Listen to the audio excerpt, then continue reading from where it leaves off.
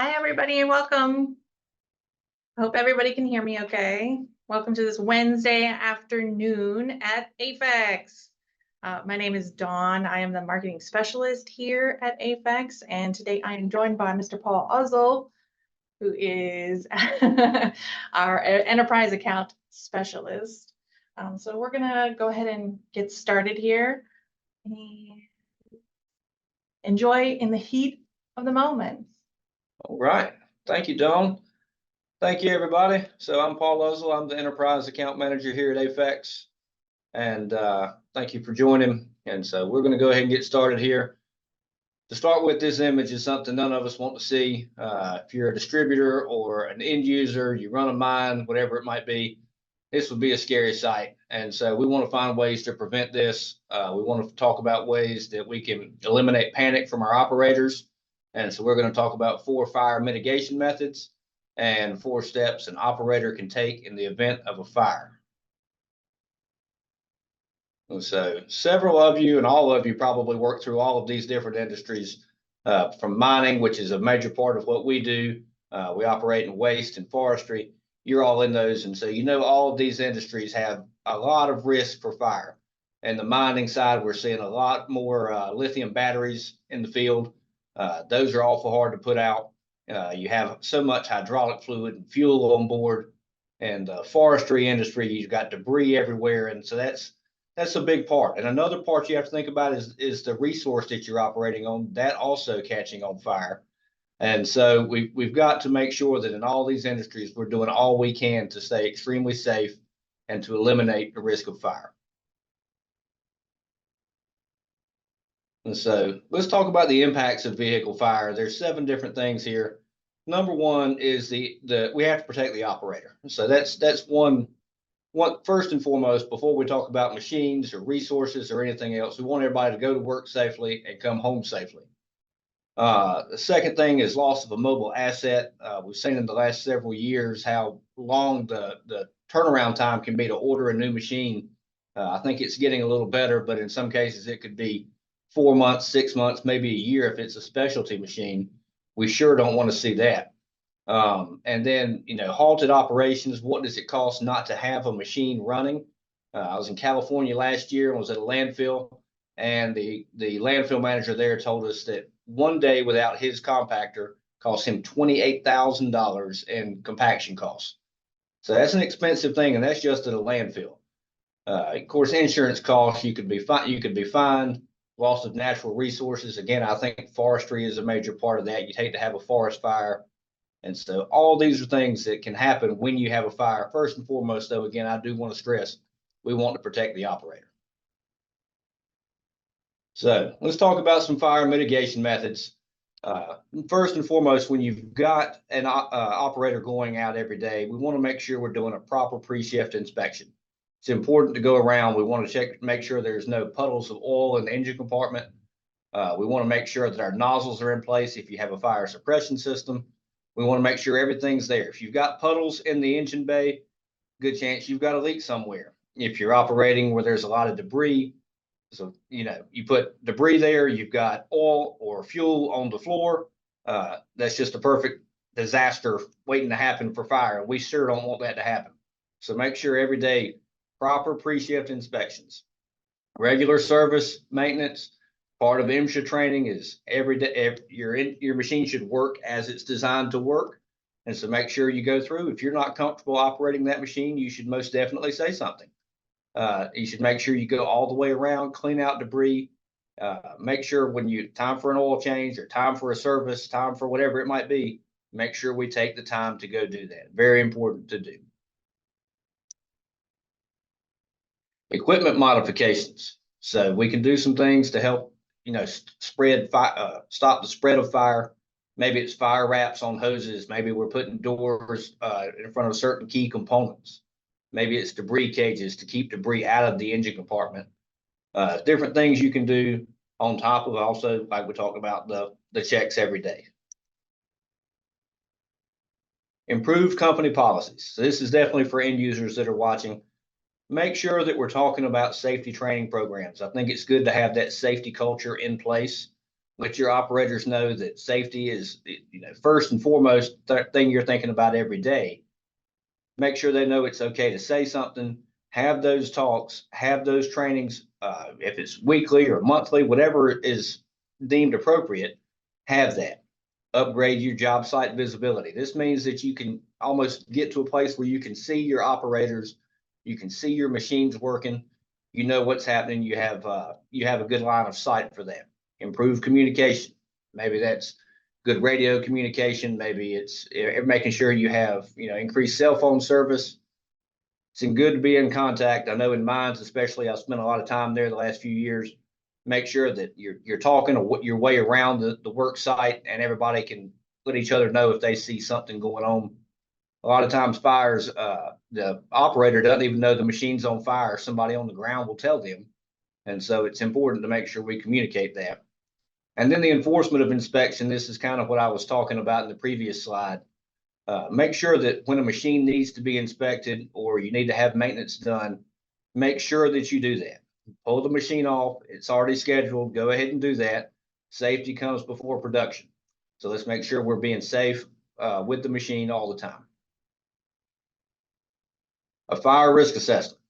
So before we do any type of installation here at AFEX, we always make sure that we do a fire risk assessment. We're going through each individual machine, even if we've done that machine before, we're going to go through, or a machine like that, we're going to go to that machine.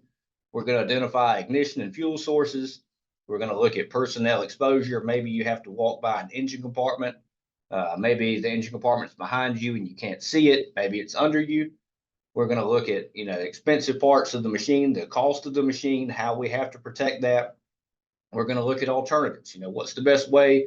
Is it a single agent? Is it a dual agent system? And then we're going to select the right fire suppression system to go on there. Maybe we need to tie into telematics because that machine is a little bit remote.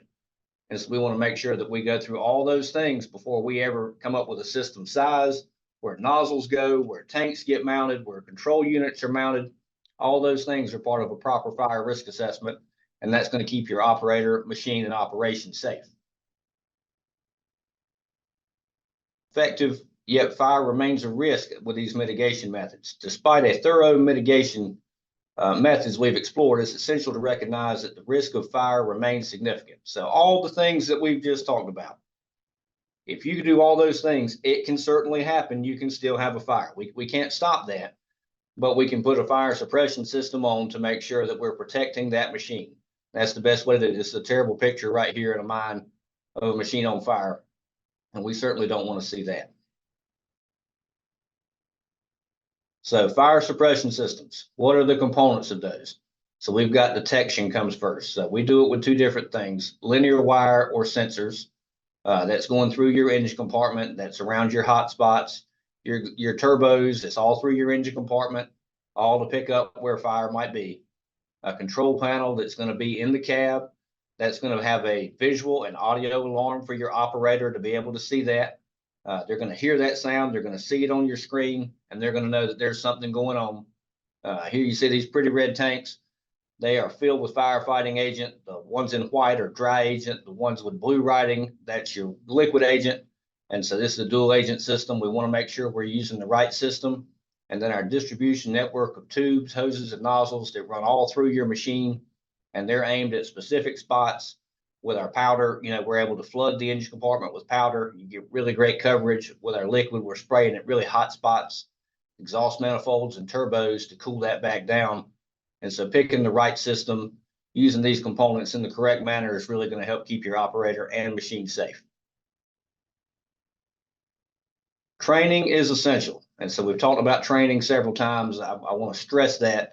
I think at the end of the day, we want to make sure everybody goes home safely and operates safely. And so some of the things we can do is make sure that our operators all know how to use the fire suppression system they have. I personally think one of the good things you can do is maybe standardize on a certain system. That way that if you have different operators coming from, maybe you've hired a new guy in, or you brought him into your department, he's using a different machine than he's used before, but there's a different fire suppression system. He's not trained to operate that maybe.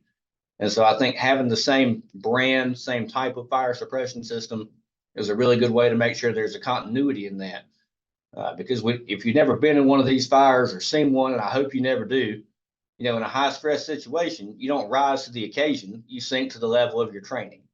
And so I think it's really important to train over and over to make sure people know, pull the pin, hit the red button. Even if the system's going off and you've got to leave the machine, it's important to do that. That's going to make you more efficient in your emergencies. There will be less confusion. It's just a great practice to be in. So let's talk about some steps to take if there is a fire and you're an operator. Number one, let's bring the machine to a stop.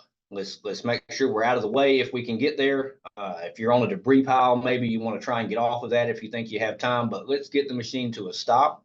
Let's turn it off. That's going to stop the hydraulic fluid and the fuel from pumping around. That's going to quit fueling the fire. We're going to exit the machine and manually actuate the fire suppression system. So even if your control unit says that the system is going off, go ahead, pull the pin, hit the button, make sure everything's good. It's already happening. So let's make sure we do all we can to make sure our system has gone off. If you've got a fire extinguisher close by, grab it, use it to fight your way off the machine. Make sure you've got a clear path and then get a safe distance away. So it's hard to be a firefighter as a machine operator. Your goal is to get away safely. And then follow your company's emergency response plan. So I think that this is really good. We talked about the line of sight and communication. I think that by going through those things and making sure somebody can see you, getting your phone, getting your radio, calling in and saying, hey, Mayday, Mayday, we've got something going on. My machine's on fire. It's go ahead and do that. Get first responders on the way. And so I hadn't, this isn't so much a sales pitch as much as it is talking about ways to be safe with a fire and to mitigate those risks. But again, if you're going to pick a fire suppression system, I would like you to pick an AFEX system. We like to believe that once we get a customer, we've got a customer for life. A lot of people like to do things the same way. And I think one of the most expensive terms in business is we've always done it this way. And so if you hadn't done it the AFEX way, don't be afraid to explore. This is a good, cool picture of our warehouse. As you can see, we've got inventory there. And I want to stress that what we do is we only do fire suppression systems for heavy duty mobile equipment. We don't do anything else. If we specialize in this, we've been third party tested over and over through FM. We're ISO 9001 certified. We make sure that we do all the testing constantly. Like I said, reliable and robust, lower total cost of ownership is a big thing. We can tie in with all your technologies, telematics. It's when you call our company, when you call AFEX here in Raleigh, North Carolina, person answers the phone. There's no press 1 to talk to this department or press 2. You're going to talk to one of us. We're going to put you in touch with the right person. We understand your industry because we operate in all those that we talked about earlier. We've got high inventory, low lead times, excellent customer service. And so we really do appreciate that. You listening. Once we get done with this presentation, we're going to send you, you'll get an email. It'll have a zip drive to these resources. You can obviously reach out to us.